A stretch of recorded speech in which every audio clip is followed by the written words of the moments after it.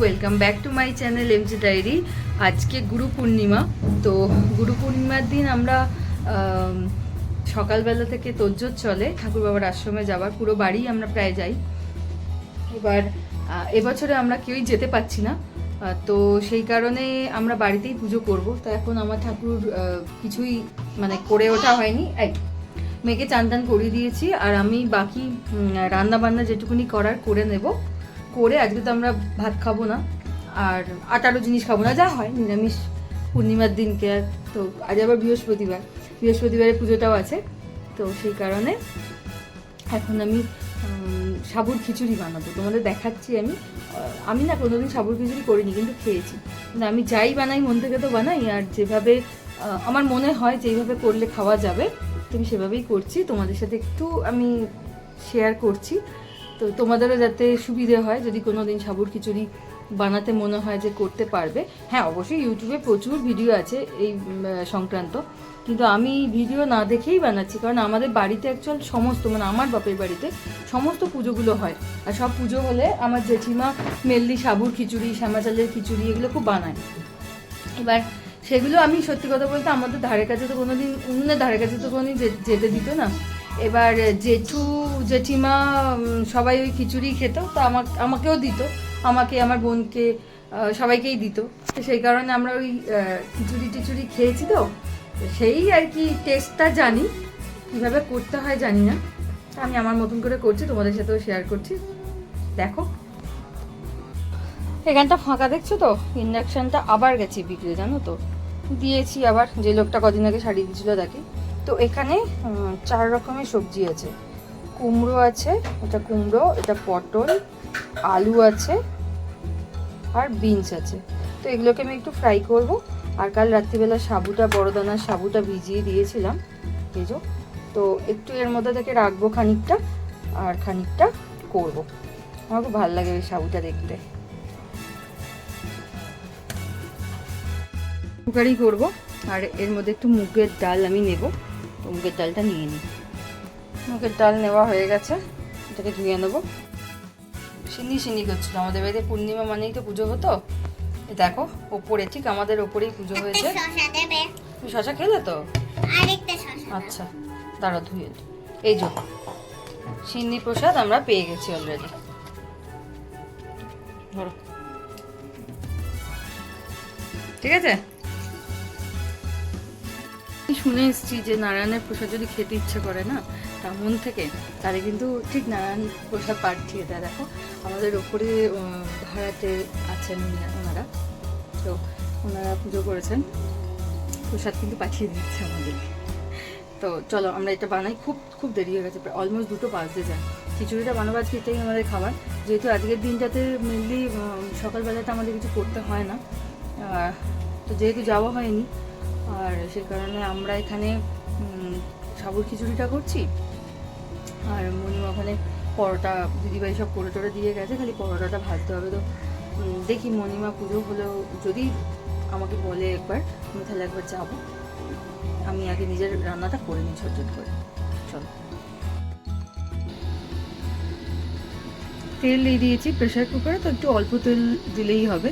তো আমি এখানে ঝাল কিছু ফোড়ন টোড়ন না দেবো না, এটা গোটা শুকনো লঙ্কা খালি একটু দেবো, কারণ মেয়ে যেহেতু খাবে। তো দিতে থাকি একে একে। এর মধ্যে আমি ফোড়ন হিসেবে দিয়েছি একটু জিরেটা একটু পরে দিয়েছি, আর দিয়েছি তেজপাতা, শুকনো লঙ্কা দুটো, আর ডালটা আমি দিয়ে নাড়ছি। একদম খিচুড়ি যেরকম করে না ঠিক সেরকমই, এক্সট্রা কিচ্ছু না, একটু ডালটা নেড়ে নিয়ে ওর মধ্যে সবজিগুলো দিয়ে দেবো, দিয়ে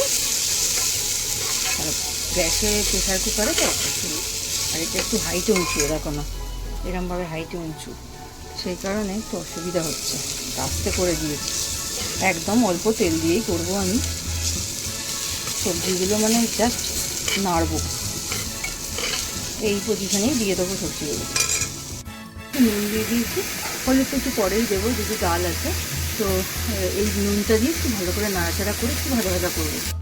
এই যে এর মধ্যে আমি দিয়েছি নুনটা দিয়েছি, তারপরে একটুখানি মশলা দিলাম, ওই যে আলুর দম মশলাটা দিলাম, ব্যাস। এবার এই আর কিছু না, এবার এর মধ্যে একটুখানি সাবু দিয়ে দেবো, দিয়ে নুন মিষ্টি পরিমাণ মতো দিয়ে আর প্রেশার কুক করে নেবো।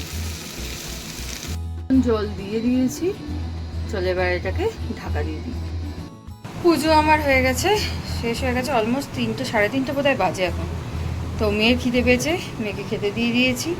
আর এরপরে যিশুর পুজো করে নেবে।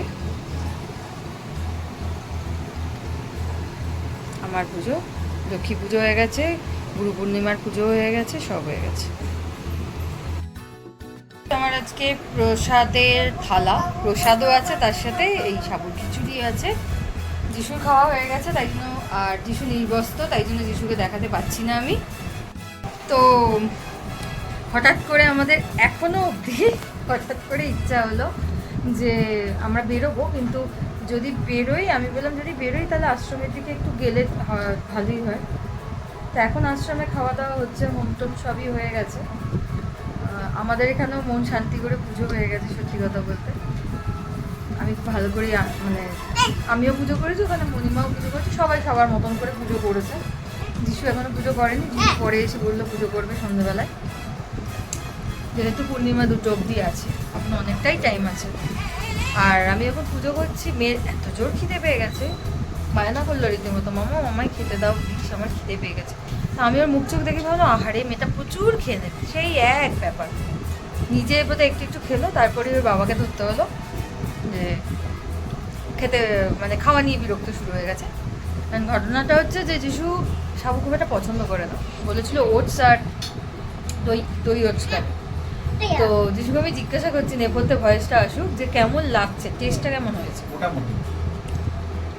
যেহেতু পছন্দ করে না, মোটামুটি, কিন্তু খেতে কিন্তু ভালোই হয়েছে। বললেই হবে মোটামুটি, হ্যাঁ বলতে ভালো লাগছে না নাকি? সাবু যেহেতু না, সাবু আমি একটু সাবু রেখে দিয়েছি, দই দিয়ে চিনি দিয়ে, পরে রাত্রিবেলাতে খেতে ইচ্ছে করলে আমি খাবো। লুচি করার ইচ্ছা আছে, এখন দেখা যাক কি হয়। রাত্রে লুচি খাবে? আচ্ছা লুচি খাবে, মেয়ে তো আগে থেকেই বলেছে লুচি খাবে। আচ্ছা ঠিক আছে, যেটা তখন যতটা এনার্জি থাকবে সেই অনুযায়ী খাবারটা তৈরি হবে। যদি এনার্জি প্রচুর থাকে তাহলে তৈরি হবে লুচি, আর যদি এনার্জি প্রচুর না থাকে তাহলে তৈরি হবে পরোটা। ঠিক আছে, ঠিক আছে, চলো করে দেখি আদৌ যেতে পারি কিনা। যা আকাশের অবস্থা মনে হয় না যেতে পারবো, বাট ঠিক আছে, সবটা মিলিয়ে তোমাদের সঙ্গে তো আছো, তোমরা শেয়ার করবো। ঠিক আছে, চলো।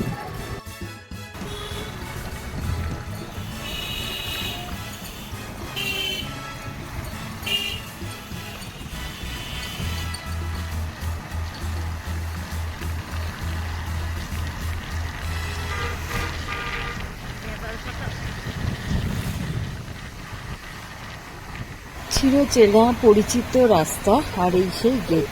তো আমরা একটু মিষ্টি কিনে এনে ঢুকছি, আর আমার মেয়ে আশ্রম মানেই হচ্ছে দৌড়োদৌড়ি, এটা খুব ভালো জানেও, সেই জন্য এক মুহূর্তে হেঁটে পাস করে না। তো যাই হোক, আমরা যখন এসছি এখানে সমস্ত লোকজন চলে গেছে, তাও কিছুজন ছিল। আর হচ্ছে প্রচুর লোকজন হয়েছিল, আমরা এসে শুনলাম প্রচুর লোকজন হয়েছিল এবছরে, মানে 250-300-রও ওপরে, 450 লোক হয়েছে। তো আমরা আসতে পারিনি, তাও দেখো ঠাকুর টেনেছে, হ্যাঁ, তো সেই কারণে আমরা আসতে বাধ্য হয়েছি। ওয়েদারকে উপেক্ষা করে, সব কিছুকে উপেক্ষা করে আমরা দেখতে এসেছি। যাই হোক, গুরু পূর্ণিমা তো একবার না দর্শন করলে হয় না। আর আমাদের এটাও ছিল যে যিনি আমাদের দীক্ষা দিয়েছেন, আমরা তাকে মামা বলি, তো মামার বাড়িতেও আমরা ঘুরে আসবো। কারণ উনি কদিন আগেই এসেছিলেন, তো আপনারা দেখেছেন আমাদের বাড়িতে। তো সেই কারণে উনি বারবার এসে বলে গেছেন যে যেতে, মানে আসতে এই দিনটাতে এখানে। তো ওনার সাথে এই জন্য দেখা করে আসতে খুব ইচ্ছা করলো। আমাদের বাড়ি থেকেই ডিসাইড করেই বেরিয়েছি যে এখানে আসবো, এখান থেকে মামার বাড়িতে যাবো। তো ম্যাডামকে প্রণাম করানো হচ্ছে এখন। এত দুষ্টু, মানে খালি খেলতে যাব এই একটা ওর চলছে।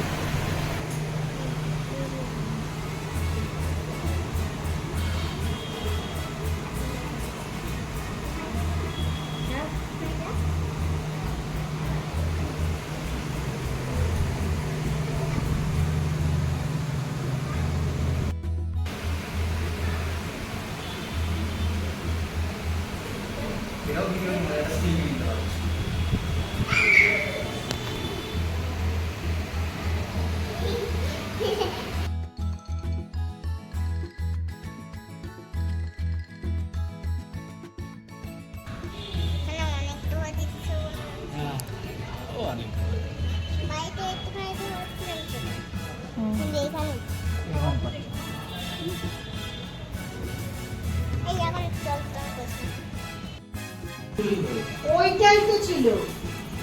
না না ওটা সাইকেল। সাইকেল আমি স্কুটির কথা বলছি। ওটা স্কুটি অন্য দিন